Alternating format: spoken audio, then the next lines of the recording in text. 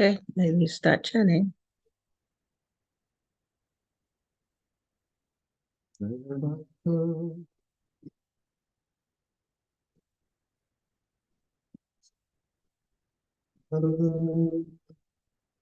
If they can hear you, that's the point.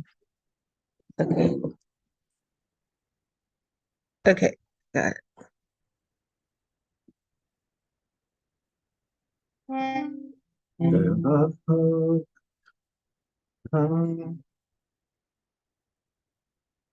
Jaya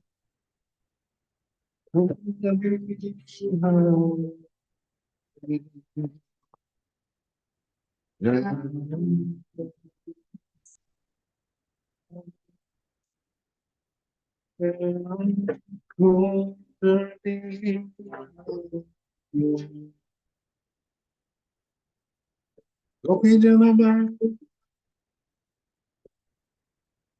Jaya Radha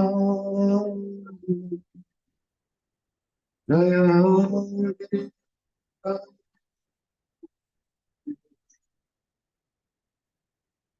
Gopi Janama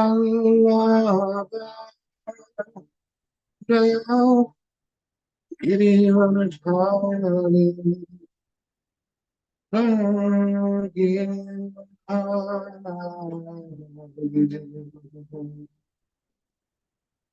Yashodananda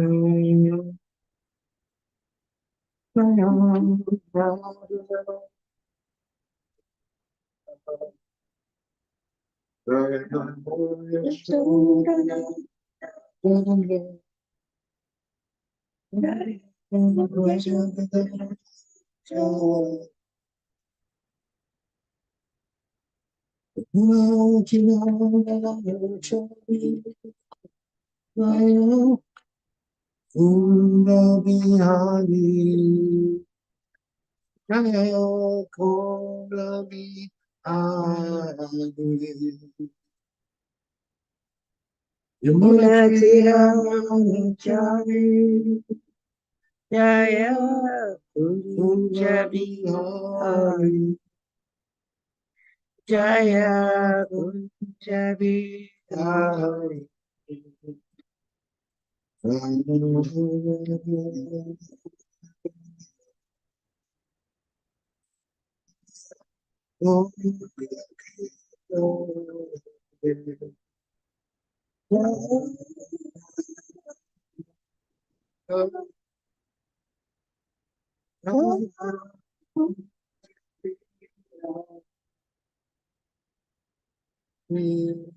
Krishna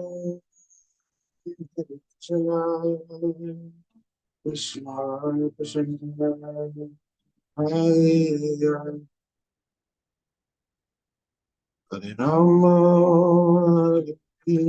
Hare Rama Hare Rama Hare Krishna, Hare Krishna, Krishna Krishna, Hare Hare, Hare Rama, Hare Rama, Rama Rama, Hare Hare.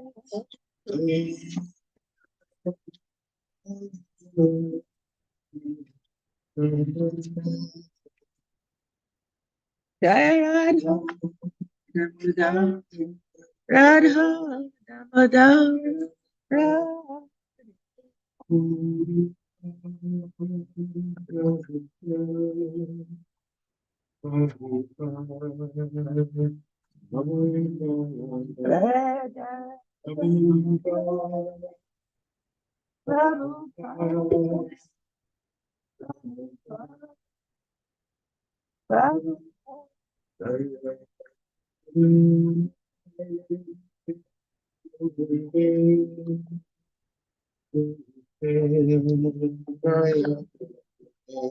Jaya Jaya Gurudev,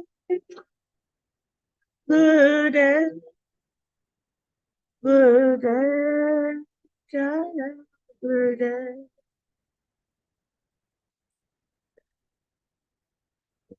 Bhagavatam, Deep Jayastata Satashishi Mahagays, Lacy Bhaktivedanta Swami Srila Prabhupada Ki, Bhagavatam, Deep Jayastata Satashishi Mahagays, Srila Bhakti Siddhanta Saraswati Thakur Maharaj Srila Prabhupada Ki, Ananta Koti Vaishnava Vrinda Ki, Jai Namacharya Shri Haridas Thakur Ki, Jai Kamskar Shri Krishna Chaitanya Prabhu Nityananda Shri Advaita Gadadhar Shivasadi Gaur Bhaktivinoda Ki, Shri Shri Radha Krishna Gop Gopinath Shyam Kund Radha Kund Giri Govardhan Ki, Vrindavan Dham Ki, Mayapur Navadvip Dham Ki, Jagannathpur Dham Ki, Shri Gitnagari Dham Ki, Ganga Maya Ki, Jamuna Maya Ki, Tulasi Devi Ki, Bhakti Devi Ki, Simon Beda Bhaktivinoda Ki. All words to the similar devotees, all words to the similar devotees, all words to the similar devotees.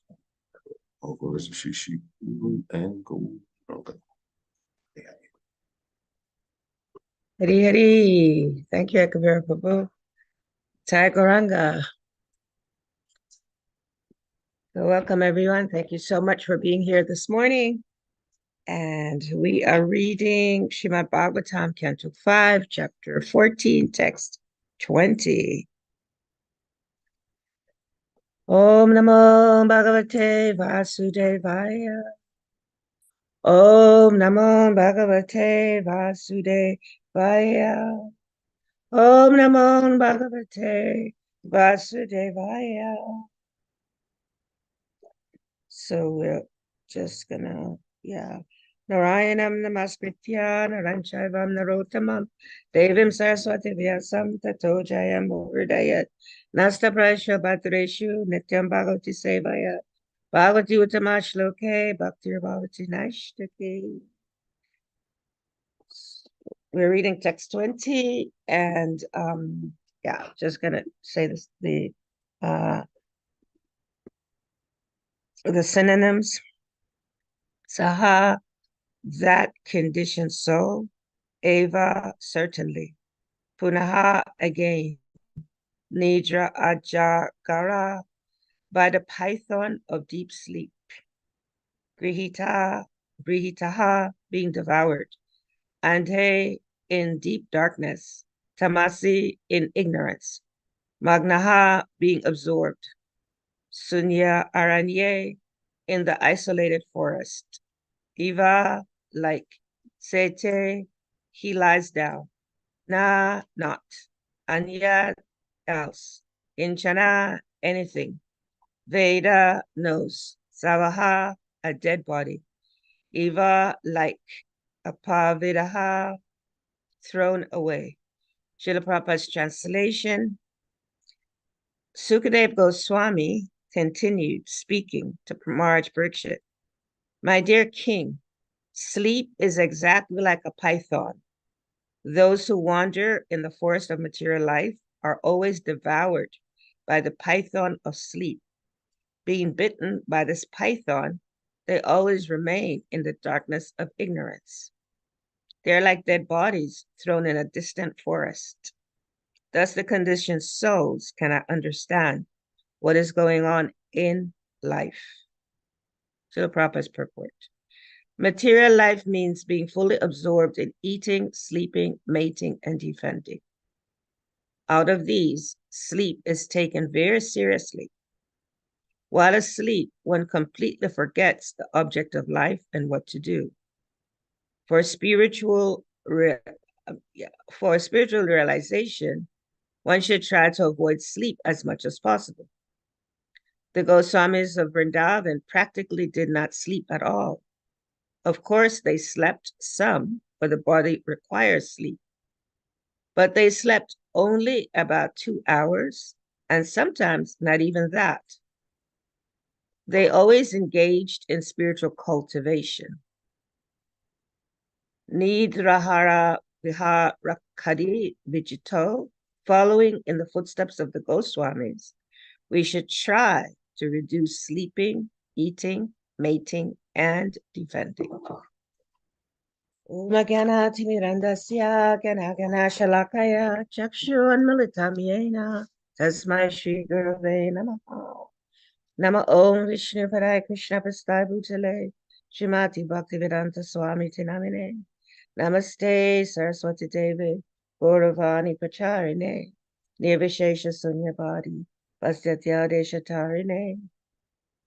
Nama Om Vishnu Padaya Krishna Vistavajale Shrimati Bhaktitirtha Swami Tinamine. Namaste Krishna Padaya Prabhupada Shitatmane. Shri Gaurakarna Shakti Bhaktitirtha Tinamine. Shri Krishna Chaitanya Prabhu Nityananda. Shri Advaita Gadadhar Shivasari Shri Gaura Bhakta Vrinda. Hare Krishna, Krishna Krishna, Hare Hare. Hare Rama, Rama Rama, Hare Hare. Panchakalpa Tarubhyascha Kripa Sindhubhya Eva Cha. Patitanam Pavanebhyo. Vaishnavebhyo Namo Namaha. Haribo. Hare Krishna again, dear Prabhus. Thank you so much for being here. And today we're hearing about the python of sleep. There's an article that Her Grace Vishaka Devi wrote so many years ago. And that article was entitled, Until We Realize Our Spiritual Identity, We're Essentially Asleep. So basically, that's most of the world is asleep. And that's why we have these kinds of, these kinds of translations and purports. Srila Prabhupada mercifully helping everyone to understand about this sleeping state, the sleeping condition. As I read this purport, last night I looked at it and I was like, Prabhupada's purport, and I was kind of smiling because Ekira and I, we get an opportunity to talk to many different people, devotees, and those that don't know that they're devotees. And one of the ongoing challenge that many people have, even devotees, is sleeping because many people don't get enough sleep. They don't sleep enough. So, Prabhupada, of course, it's just so interesting. Srila Prabhupada is saying people need to sleep less. And there is a challenge. Thank you, Prabhupada. There is a challenge in our world today where a lot of people can't sleep. They just can't sleep. So I was listening to Keshava Maharaj in Dallas, Texas, and he was talking to some students, and he was asking these students, so what is it that's important in your life? What is it that's in your life that's important now at this particular time? And so this young man, he obviously, you could look in the audience and see that there are some people that may be new to hearing Krishna Katha. So this young man, he said, well, something that's happening in my life right now is I am so happy because I'm able to sleep. He said, for years, I have not been able to sleep. And so Keshav Swami says, oh, so why was that? And he said, I had insomnia. And he started going into all these reasons why he wasn't able to sleep. Of course, being a student, many students don't get to sleep. So then Maya says, oh, so how are you, how is it that changed? And so I was thinking, oh, he's going to say something, he got to hear devotees, or he met, or because he got to meet the devotees, something changed in his life, or, I was thinking like that. So this young man, he said, well, I started taking these gummies. I started eating these gummies. And so Mara says, gummies? Because, he's from England. He's like, what? What, gummies? He said, yeah, these weed gummies, and I guess there's a acronym for it. What is the acronym? I don't remember the acronym. But anyway, he said the acronym for these gummies. And then Mara still didn't know what he was talking about. He said, well, what kind of gummies are those? And then he said, weed gummies. He said, now I sleep happy and I wake up happy. And so Marge was like, kind of, okay. I'm glad that something is happening that's wonderful in your life right now. And so then, of course, he philosophically went into speaking about, just happiness. So that made me reflect, because I had heard that class a few days ago. on the fact that many people don't get to sleep. And so, what's the difference? What's the difference with the materialists that are not able to sleep and what Srila Prabhupada is talking about? What that, we need to only sleep a certain amount of time. He, of course, cites the Goswamis. So there is a big difference in that when those persons that are not aware that they're devotees, when they're challenged with insomnia for whatever the reasons may be, many people have chronic insomnia. They're not able to sleep 2 hours in a night for some. Usually that's because of stress, the stresses of the material world, the stresses of the activities that people are engaged in, the stresses of all the different psychological challenges that they're faced with, the stresses of knowing that the world is dangerous. At the same time, they don't do anything. They don't know how to do anything about it. They don't think they can do anything about it. So these different impediments that comes to people in the world make them unable to actually rest, the mind, rest the intelligence.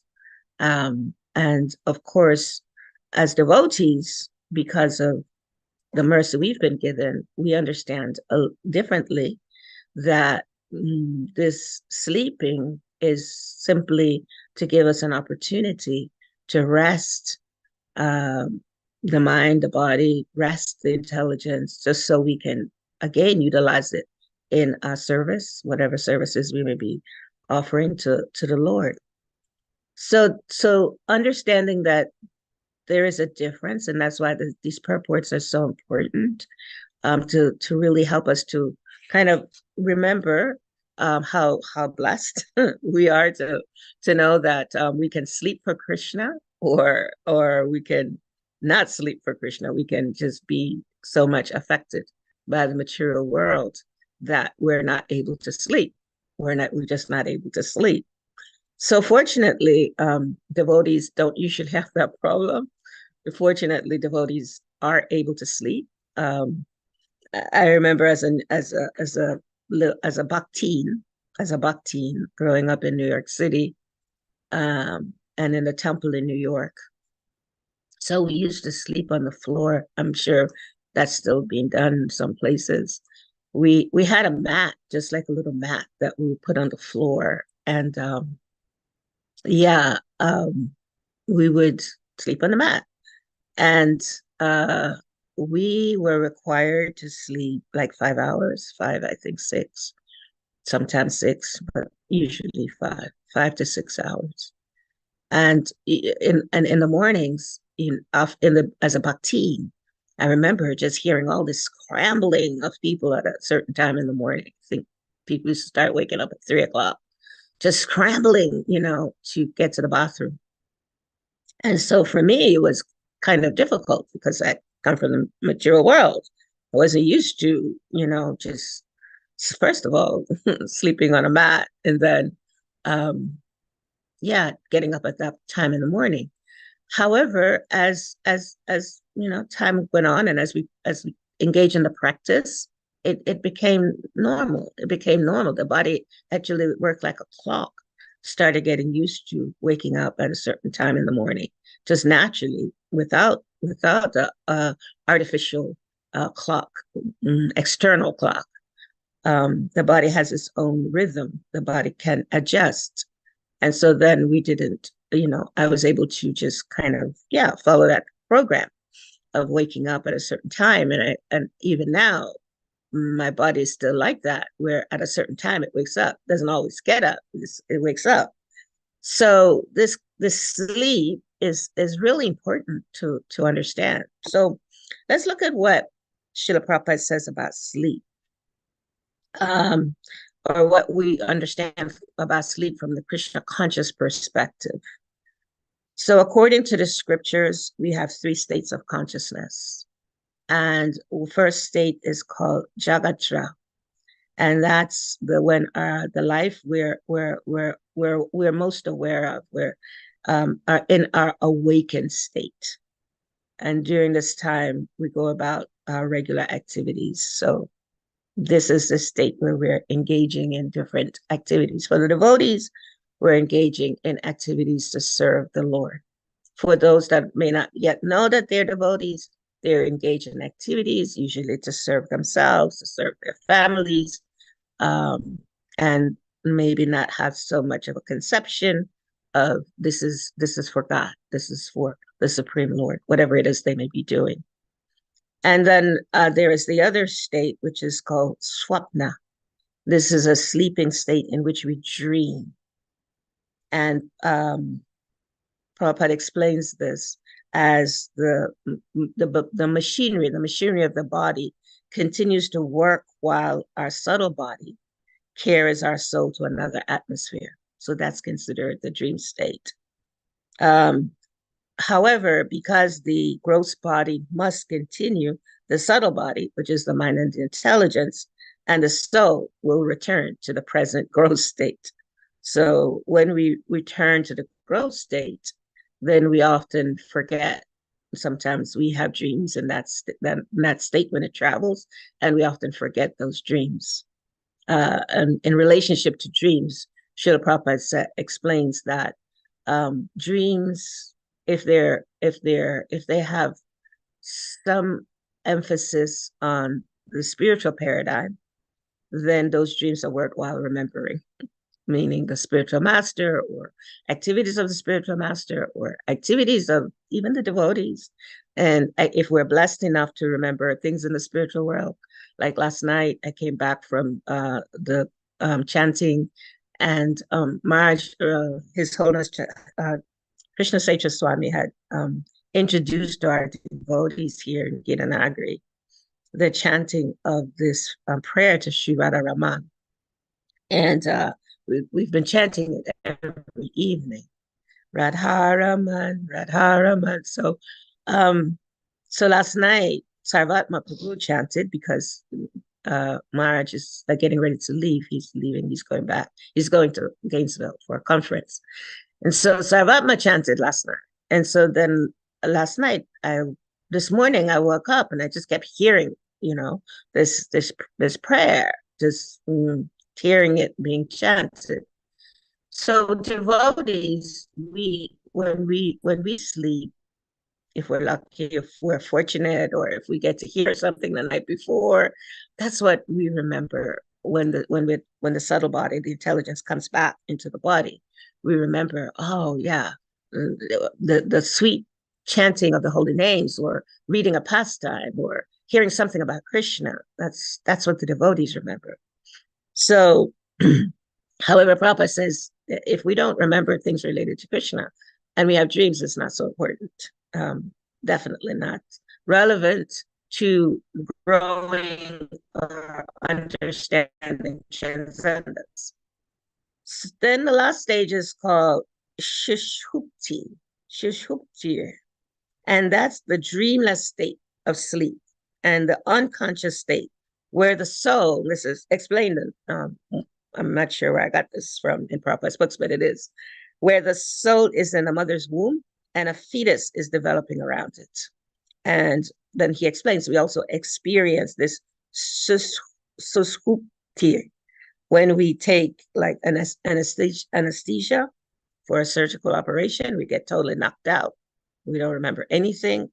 And then of course, when the material world is unmanifest at the time of annihilation, that's the time when everything is brought back, and we don't remember anything. And yeah, after annihilation, then again there is creation. So these three states of consciousness is what the living entities go through in terms of sleep, in terms of going through different stages of consciousness related to sleep. So again, going back to what Vishaka said, we realize our spiritual identity. If we don't realize our spiritual identity, we're essentially asleep. We're so essentially not sleeping.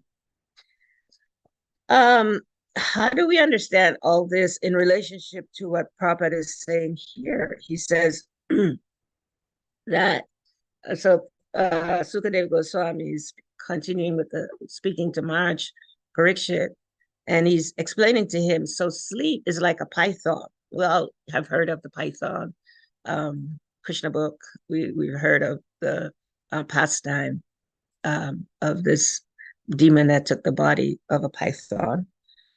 And I think that's Aristasura. Can't remember his name, but anyway. And we know that he had swallowed Nanda Maharaj. There's a whole pastime anyway about this python. And we learn about the python from those persons that study snakes. And there's some characteristics about the python that's worth our attention. Actually, I believe the python is explained to be one of the 24 the 24 gurus. The python is one of the 24 gurus. And why is that? Because the python, once it's swallowed, python swallows the animals. They swallow living entities. Once they swallow those living entities, they just lie in a state so that they can properly digest. So they don't move. They just stay in a very still, quiet space. And so sleep is considered to be like this. When we go to sleep, it's like we're being swallowed in some ways, like the python swallows the animals, the animals that they want to digest. And we get swallowed into these different atmosphere. And it's a different level of consciousness. We're already asleep if we're not aware of Krishna or God. However, it's a deeper state of the illusion, so to speak, that we may go into, which is like what happens with the python. Python just lays very still. This is how Nanda Maharaj was able to walk into that python's mouth, because he was just lying there very still. And Prabhupada says we are bitten by this python. And so people, of course, they remain in darkness, remain in ignorance, because when we're bitten by this, when the python bites the living entities, then the living entities, they go into the state where they just don't remember anything. They don't think about anything. In the 11th canto, Srila Prabhupada disciple explains that waking, sleeping, and deep sleep, they're the three functions of the intelligence. And of course, they're caused by the modes of material nature. So this deep sleep is caused by the modes of ignorance. And I think it's here Nanda Maharaj, he says that the spirit soul, of course, has nothing, doubt, misapprehension. Okay, yesterday, memory, sleep. Yes, thank you so much. The spirit soul actually has nothing to do with the material world, having no permanent or natural relationship with it. And so he says, one should know that wakefulness is born of the mode of goodness.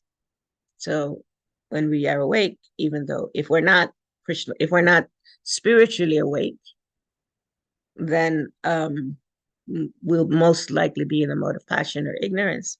If we're spiritually awake, we will be in the mode of goodness. And these different modes, they affect us in ways that will definitely they will definitely, how can I say, they will emphasize the way that we behave in the world, or what our behaviors may be. So this, then he goes on to say they're like dead bodies. So this is a behavior of a person that is not spiritually aware is much different than a person that has some spiritual awareness. Because when they are bitten by the python, or when they're bitten by the sleep, they stay in the state of darkness. They stay in this ignorance.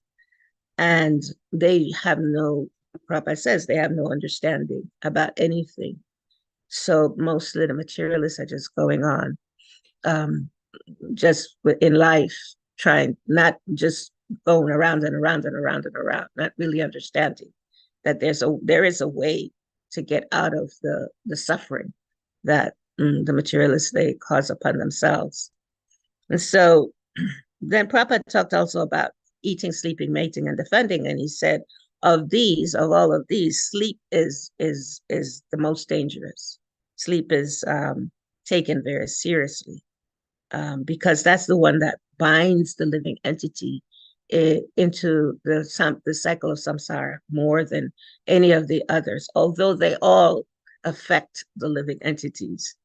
Um, we understand that everything that we do, Krishna explains in Bhagavad Gita, that everything that we do, if it's not done as an offering to Krishna, then it's full of sin, it's full of pop. It's not going to help us in our advancement of getting out of the clutches of the material world. And so yeah, because these, as we know, these modes of material nature, they keep us entangled in the material world. And so this Prabhupada focuses on sleep, because this sleep can determine what kind of consciousness we're going to be acting, or how our behaviors are going to be in the world, and how our relationships are going to be in the world. So if someone spends most of their time sleeping, then they actually have no time to really even cultivate higher knowledge, higher awareness, because their consciousness will be focused on the modes of ignorance. In some cases, in passion, where people are just absorbed, fully absorbed in projects that they have no time. That's mostly, we hear that a lot. I have this to do, I have that to do, I have this to do, and there's so many things. And so that focus on this mode of passion will also not let a person be able to interact in understanding deeper, having deeper awareness or deeper knowledge. Because, and Prabhupada says this in the purport, when while asleep, one completely forgets the object of life and what to do. Because, yeah, so many people. Again, this purport for me was a little bit interesting, because yes, there are people that spend a lot of time sleeping. These days, we call it depression. We put labels on everything. So the label for a person that sleeps a lot is some form of depression, some form of not wanting to face or deal with what the sufferings that they may be going through.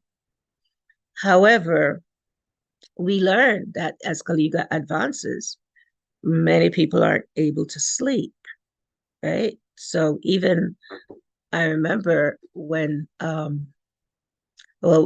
couple of personalities, okay, so I'm drifting from my thought. So let me go back. Kali Yuga, people are not able to sleep.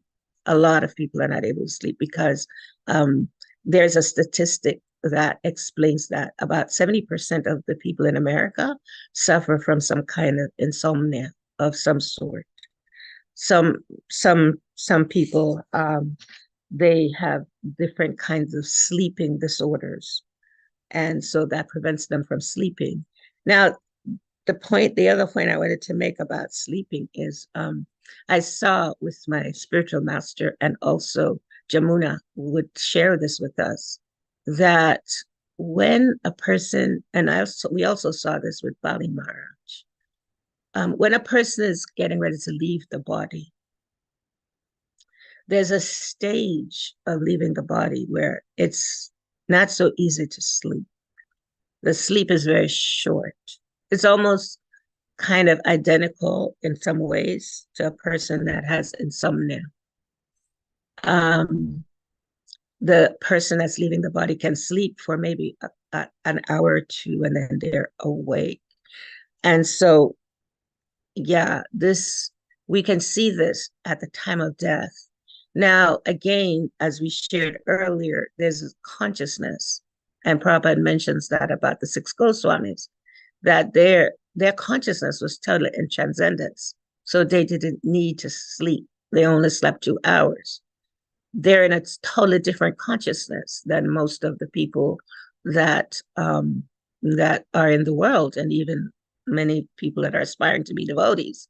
They're totally in transcendence. They're totally with the Lord. So again, we see this when a person is dying, and they're, I want to say, moving closer to Krishna, that their bodies require so much less sleep. However, there's a state right before the person leaves the body, which is about, at least in the case of my spiritual master, I saw that as about 4 days before, 4 or 5 days before, when the body goes into samadhi. And when it's in samadhi, those persons that may not be aware, they think, oh, that person is sleeping. So I remember we would think, oh, he's just sleeping. He's sleeping now. So I remember a sannyasi came to see our spiritual master during that time when he was in samadhi. And we were thinking, he's sleeping more. He's sleeping more now. As before we ourselves got awareness about that state. And then when the Swami came, he wanted to see our spiritual master. And I said, well, he's asleep. And he's been sleeping quite a lot in these last few days. And he said, he's not asleep. He is in samadhi. So I was like, okay. He said, and I'll be able to talk to him. So let me go see him. I was like, okay. So we took him in the room, and yeah, he stayed in there with our spiritual master. And then after some time, he came out, and then he said, okay. He said, yeah, he's awake. He's not asleep. So I understood that to mean he's awake in a different state. He's awake in a state that we weren't aware of. And that state was a state that was closer to Krishna. So the Goswamis, they're always in that state of being closer to Krishna. So they didn't require to go for the subtle body to go anywhere, or the intelligence to go anywhere. They are always at heart, their subtle bodies, their intelligence, all parts of themselves, all their whole being is absorbed in Krishna. So therefore, they didn't require so much sleep. Now, there's a story of, my devotee shared the story about brahmacharis in the early days in Vrindavan. And I'm guessing Tarka Prabhu is aware of some of these early days, at least in Mayapur. He's aware because he has many pastimes in Mayapur. And this was the request for devotees not to sleep so much. And so these devotees in Vrindavan, these brahmacharis, they decided they were going to imitate, Shobhadal. Bhagavad Gita tells us about Shobhadal. They're going to imitate the Goswamis, and they're going to sleep, for, I believe it was 3 hours a night, either 2 or 3 hours a night. And they did it for a week. This devotee tells, I think Atma Tattva Prabhu tells the story. They did it for a week. And then after 1 week, everybody fell sick. Nobody could function because the body does require a certain amount of sleep. And Srila Prabhupada, he tells us that according to Ayurveda, and Yashodev Prabhu, he's an Ayurvedic specialist, so he can share that more with us, that the body requires at least 6 hours of sleep. And some people more, 7 hours, maybe even some 8 hours. So according to the body's needs, it's important. that a person understand that. What does their body need? We're individuals. So what does that person's body need? According to that person's body need, that's the kind of sleep that's what might be what they require to sleep. The thing that's important is to sleep in a consciousness that's thinking about Krishna. Fall asleep in a consciousness that's somehow absorbed in Krishna, and wake up in a consciousness that's absorbed in Krishna. Sleep in itself is to keep the body functioning. And we can have great disasters when we don't properly care for the body. So caring for the body, caring for the mind, caring for the intelligence, caring for our soul, they're all important. And each person requires a different way of how they care for their bodies. So that's kind of important for us as devotees, because the tendency, especially when devotees are new, is they think I will be advanced like the Goswamis. And that has caused us in our institution a lot of heartache.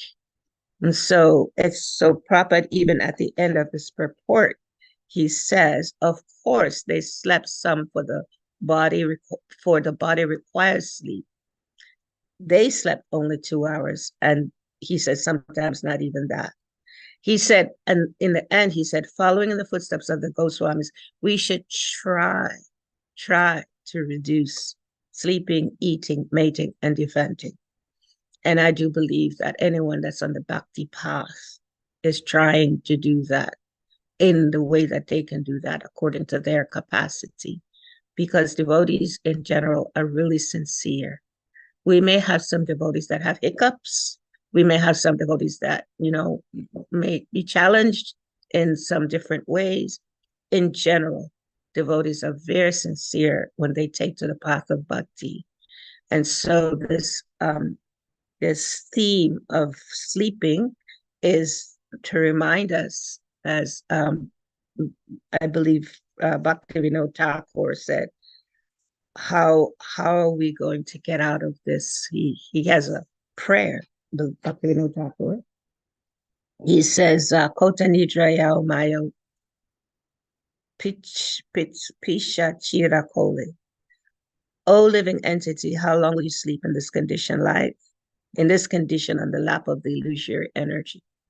People do not understand that they are actually sleeping in the material world, being devoid of knowledge of spiritual life. And then Lord Chaitanya, of course, says he brought us the medicine. I have brought the medicine to awaken every living entity from perpetual sleep. Please receive the holy name of the Lord. And that's the medicine for us, to always care the holy names of the Lord. And of course, everything, Prabhupada says, everything will be minimized in terms of our eating, sleeping, mating, and defending. It will all be minimized if we're able to take shelter of the holy names of the Lord. Okay, my dear friends, I have one quote from Srila Prabhupada that's just so very sweet, where he explains to us that if we are able to simply follow the regulative principles, I don't see my quote right now, but anyway, it quotes as if we're able to follow the regulative principles as far as eating, sleeping, mating, and defending. If we follow the 4 regulative principles, he said in a conversation, I believe, that in 12 years, a person will perfect their Krishna consciousness. If just simply by following the regulative principles and chanting, of course, the holy names of the Lord. I mean, he actually gave that number 12 years. So I don't know. It hasn't happened to me yet, but I'm sure it's happened to many people. So yeah, I wanted to close with that beautiful quote of Srila Prabhupada, reminding us to just take shelter of the process of Krishna consciousness. Let's Agora, Haribol, Hare Krishna, Haribol, dear devotees. It's 7:45. This is the time that I learned that we We close. Yeah. Prabhupada says, by chanting 16 rounds, following the regulative principles, rising early, reducing one's eating and sleeping, and one gets spiritual energy. If one follows these guidelines for 12 years, all he speaks will be perfect. That's in a conversation with Prabhupada. Still trying to understand that quote, but it's a Prabhupada. So we're opening now for any, I think yesterday Prabhu, he did share in the chat, doubts, misapprehension, correct apprehension, memory, and sleep as determined by their different functions are said to be the distinct characteristics of intelligence. Okay, that's in Bhagavatam 3:26-30. Okay. Anyone else would like to share whatever realizations you may have about being bitten by the python of sleep? You know, in devotee life, most devotees don't. Oh, that's your Prema Prabhu. Thank you so much for sharing with us. Haribo, please go ahead. Hare Krishna, thank you so much for being with us today and sharing your wisdom. So I feel like in my Krishna consciousness, in a joking way, I'll say, I feel like after all these years, I've become more bodily conscious. But I think that bodily conscious is, I mean, in recent times, I'm just realizing more about the needs of my body, the needs of my mind, and emotional kind of fulfillment and all this. So I was more or less joking. I said become more bodily conscious because I do see these things as actually being more conducive to in a better instrument. But I'm wondering the balance because we do hear that we should be, as we progress, we should be taking on more service and kind of being more enthusiastic to jump at this service and that service. And so it's kind of like a conflict in my head because the desire is there to do that, but at the same time it's like, okay, but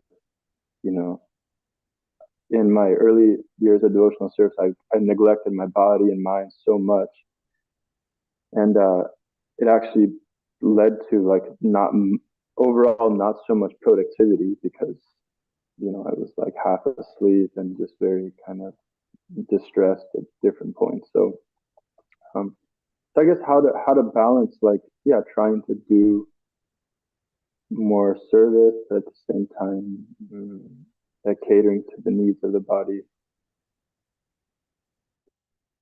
Thank you so much, Prabhu. Such a relevant question and realization that you have for all of us. You're speaking for everyone.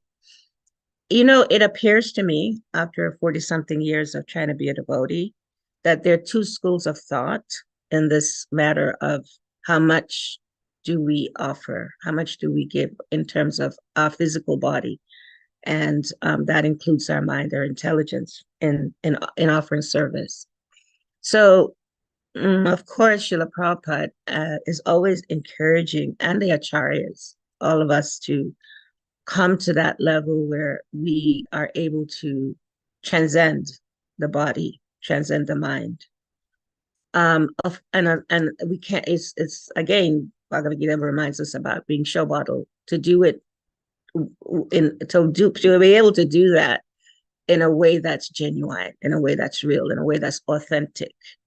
Now, at this present time of my evolving in Krishna consciousness, I do have a different perspective, which I believe is from a different It's a school of thought that might not yet be accepted in our ISKCON organization. However, I see the importance and the relevance only because I saw my spiritual master, how much he did not take care of his physical body, how much he did not take care of, and he was, like you said, we're encouraged, and certainly he was an example for us of how not to take so much give so much attention to our physical body. Now, at 49 years old, he left his body, right? 50. And that one of the reasons that we know that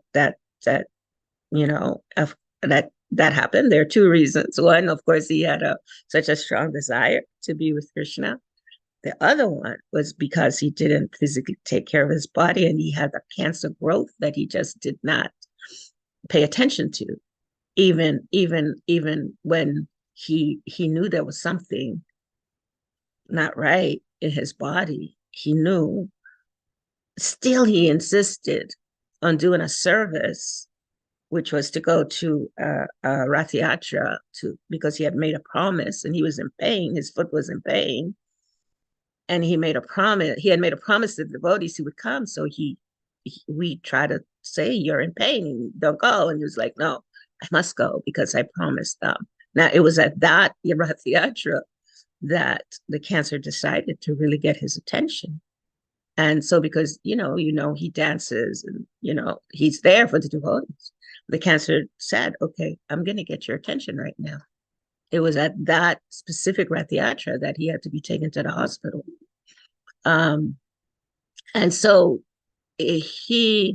so again, it's twofold, right? Yes, there's a determination for us to be spiritually advanced, or not, those words are just so cliche, for us to desire to love Krishna and to be an example for others and just show that love in our action. And he was very, as you know, it's famous for love in action.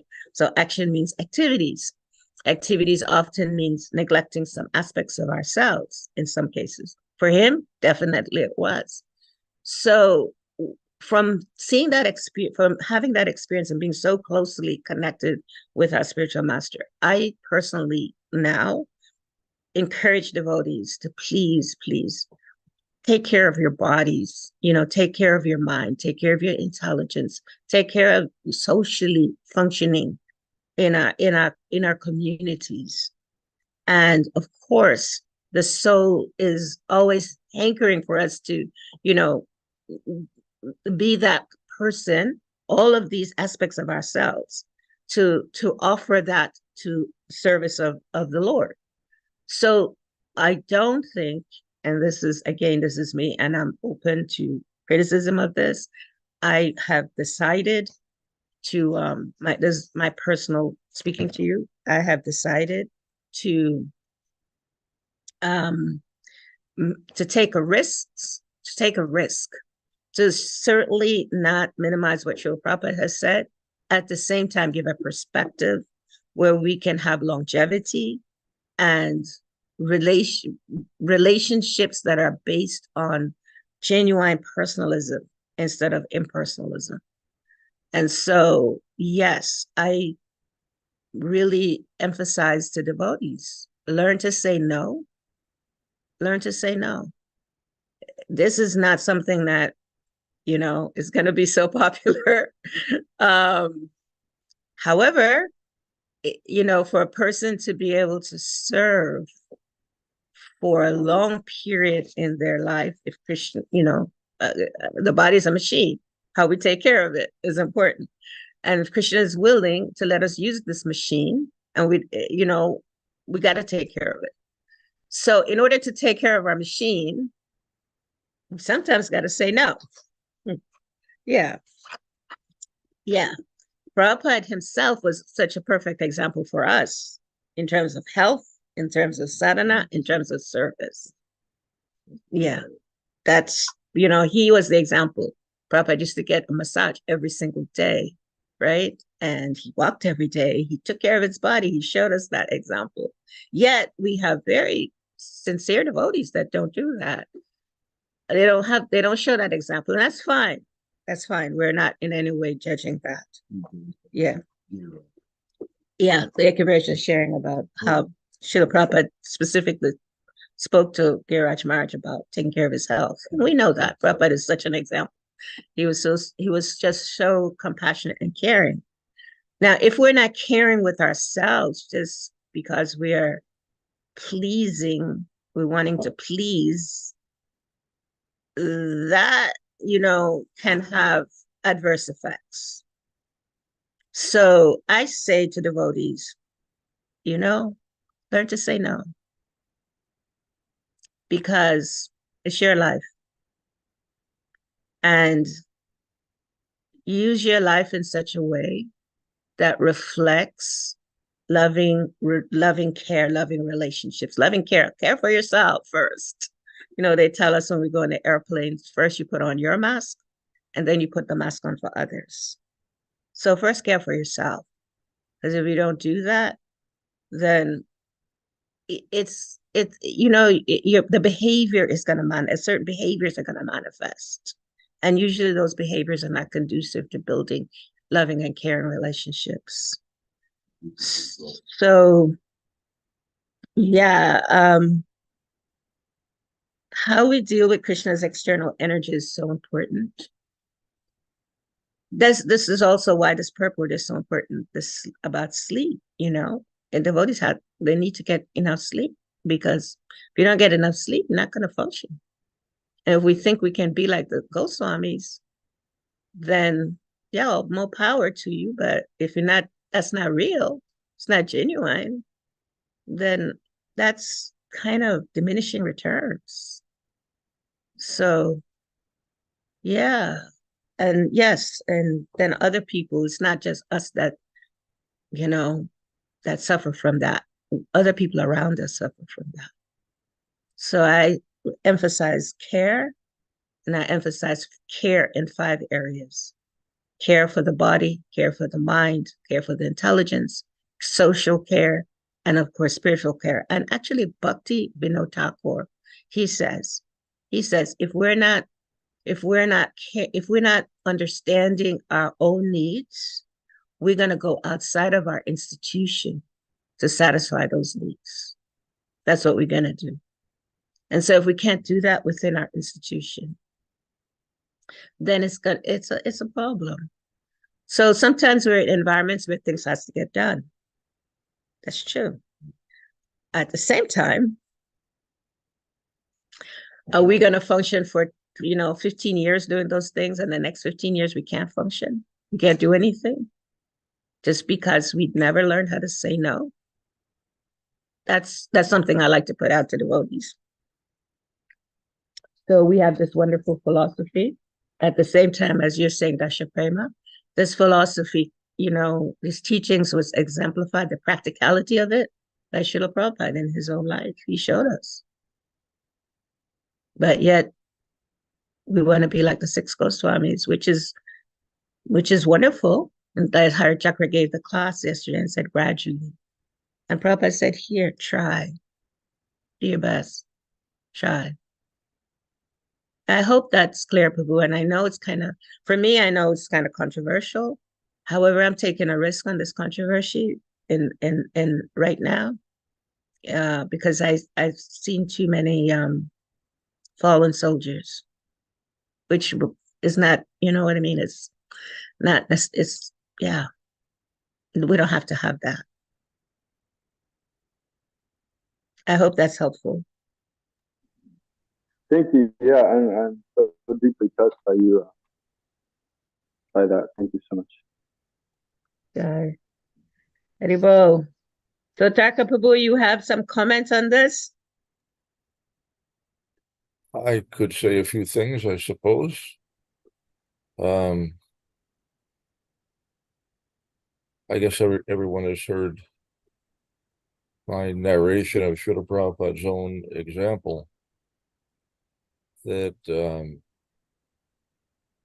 by the time I took up the service of watching his room at night, which was in early January of 76, Srila Prabhupada was no longer sleeping at night at all. He had completely given up sleeping at night, and during the daytime, he would sometimes rest for an hour or two. And he describes in his purport how the Goswamis were also, they also had reduced eating and sleeping.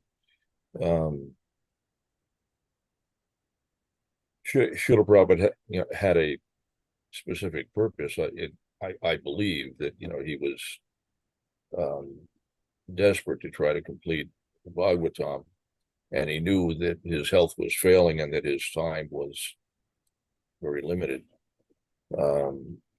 But it's also a natural stage of development in Krishna consciousness that and here's where devotees get into trouble. They put the cart before the horse, trying to reduce their sleeping. Srila Prabhupada's instruction pretty consistently was 6 hours. He felt was adequate. More than that, you're just going to be overly influenced by tamagun, the mode of ignorance, and less than that, you'll have difficulty. But it's really a function of how you manage your body. When your tongue, belly, and genitals are controlled, then you require far less sleep. If you have not sufficiently regulated those bodily functions, you will require far more rest. If you can't control your genitals, you need much more sleep. Any sense gratification will increase your need for sleep dramatically. When sense gratification has been reduced to practically nil, then the need for sleep becomes very, very minimal. Then it's possible, as Srila Prabhupada and the Goswamis did, to get by with 1 or 2 hours of resting the body. And even during that period of time, I saw in the case of Srila Prabhupada that even when he appeared to be sleeping, he was actually not unconscious necessarily. Sometimes chanting his rounds silently, his hands would still be moving on his beads. So different type of consciousness, yoga nidra, but it's all dependent upon regulation of the senses. If you indulge the senses, then you expend a tremendous amount of bodily energy. The sense gratification is the expenditure of your life force through the various senses, and when you do that, then you require a great deal of rest to reconstitute that vitality, and if you neglect it, then you have problems. And so Srila Prabhupada instructed the drivers for the Radha Damodar party, or any drivers and traveling Sankirtan parties, whoever was delegated the task of driving, his instruction was that they must get he actually said 8 to 10 hours of sleep to ensure that they would be alert while driving, because so many devotees were falling asleep while driving and having accidents, sometimes fatal accidents. And so he wanted the drivers to be very well rested. Otherwise, for others, 6 hours he felt was adequate. But it's a function of how you manage your senses. If you have not yet gotten your senses completely under control, then to try to minimize your sleeping beyond less than 6 hours, you're going to have problems. You won't be able to function properly, and you'll undermine your health. And you may require more than 6 hours. So that's pretty much what I have as far as that. As far as saying no, I would agree with some reservations. I would say that, and the just to clarify, the problem is that because we are always understaffed. There can never be too many devotees. There's so much to do in Krishna consciousness, and managers are trying to get important work done, and they will tend to push devotees to their limits, and they will push because and particularly in early stages of Krishna consciousness, we may be a little bit lazy, a little bit reluctant to engage in devotional service.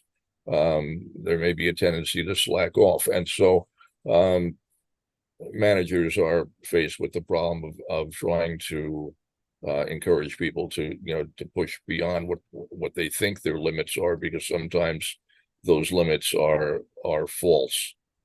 They're capable of doing much more, but they are disinclined, or they're accustomed to doing far less.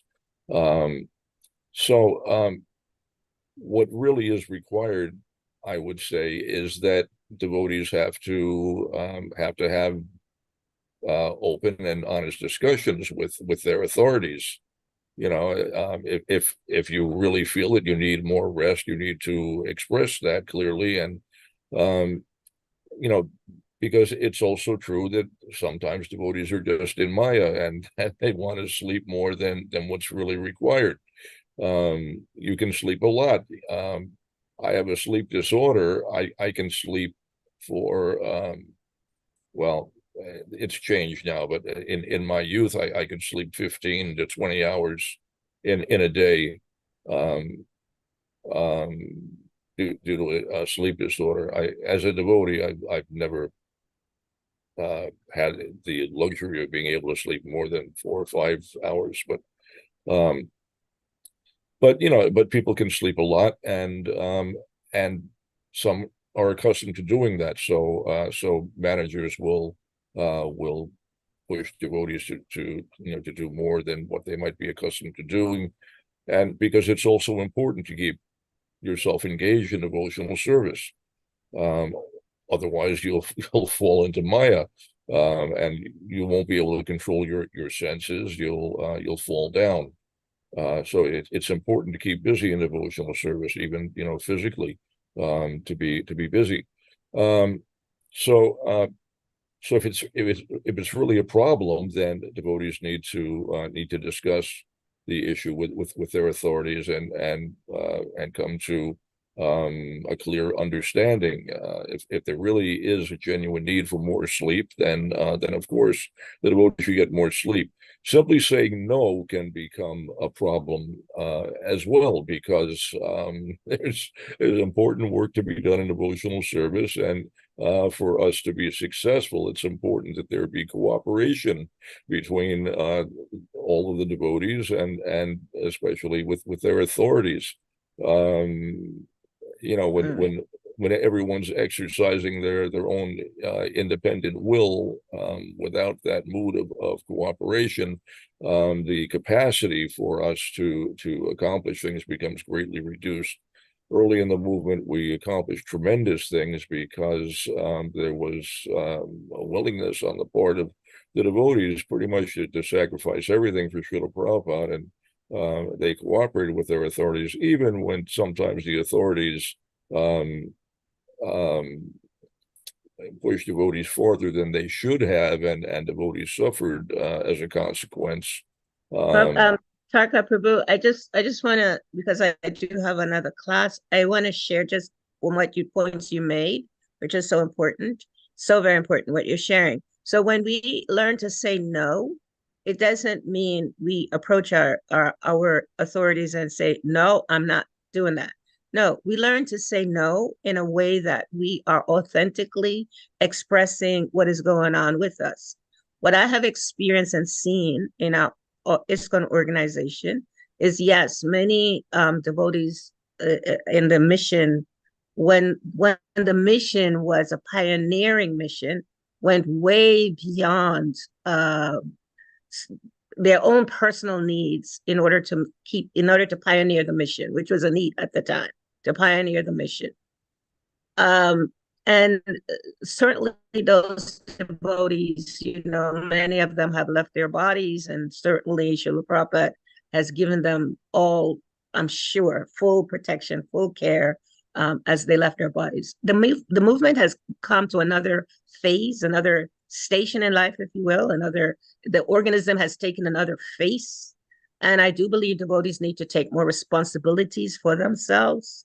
Devotees need to be able to learn to communicate in a way, as you're saying, with their authorities in such a way that they are both heard, both the devotees and the authorities. My experience is that there's a tendency sometimes to assume that people are lazy, to assume that they don't want to do service, to assume that they have to be pushed in order to make spiritual advancement. They need to be pushed in, accepting whatever service that they need to do. And I don't think that that's necessary at this phase in our Krishna consciousness. I think at this phase, we need thoughtful devotees that are thinkers, devotees that are able to make decisions, devotees that are responsible, devotees that are authentic with the philosophy, devotees that are able to speak for themselves. This is what I believe. Prabhupada himself, he said, we should not eat more than required, which is what you were sharing just now. Eating, sleeping, mating, all of these are material demands. The more we minimize, then that is good, but not at the risk of health, because we have to work for Krishna. So we must maintain our health nicely. He spoke this in Montreal in 1968. 1968, we're in 2023. Most of the devotees that so beautifully sacrificed themselves to establish this mission, most of them have either left their bodies or they're sick like you, Tarka Prabhu. So what we're saying is we need thoughtful devotees. We need devotees now that not to not do service, but to not be in an environment where it's assumed that they don't want to do service, that they're lazy.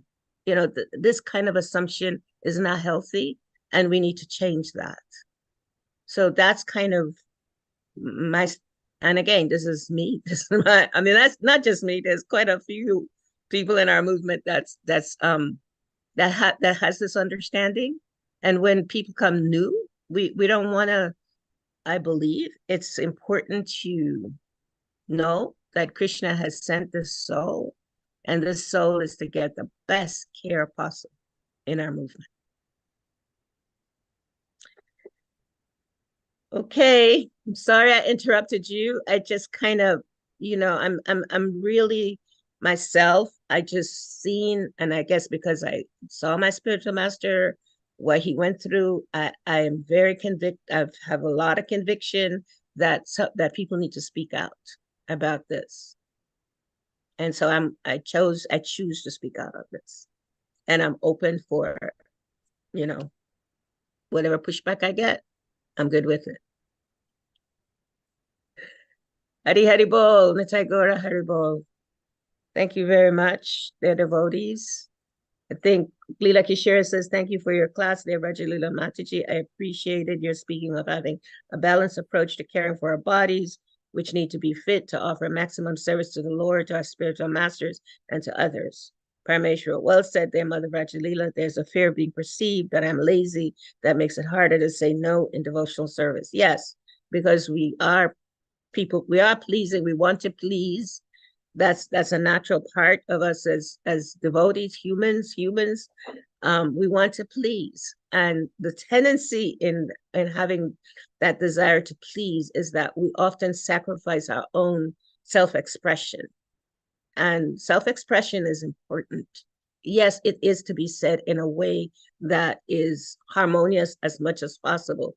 But again, sometimes if we have some authority that they have been conditioned to have that assumption that people are lazy, people don't do enough, they can do more. If we have that assumption, it doesn't matter how you say it.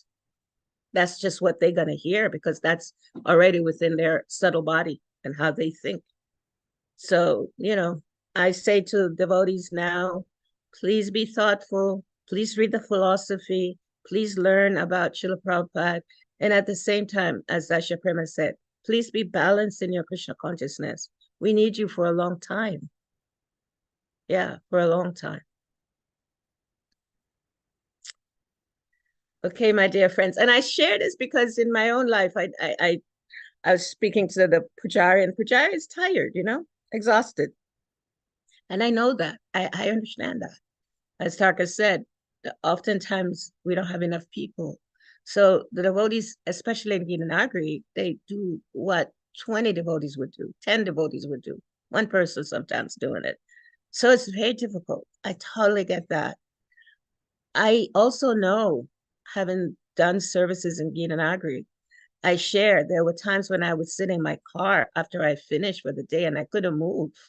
I couldn't even get out the car to get into the house because I was so exhausted.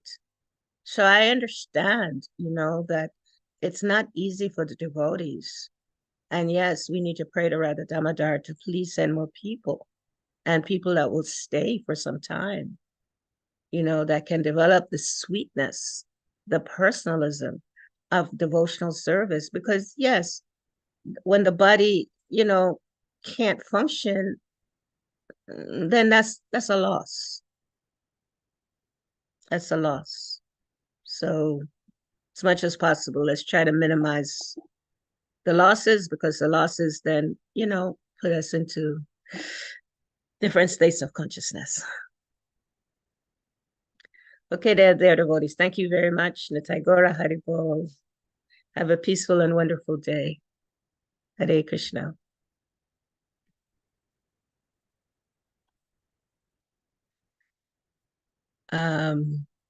Yashodev Prabhu, can I leave now? Tarka, whoever. Sure. Okay. Thank you very much. Thank you. Hare Krishna.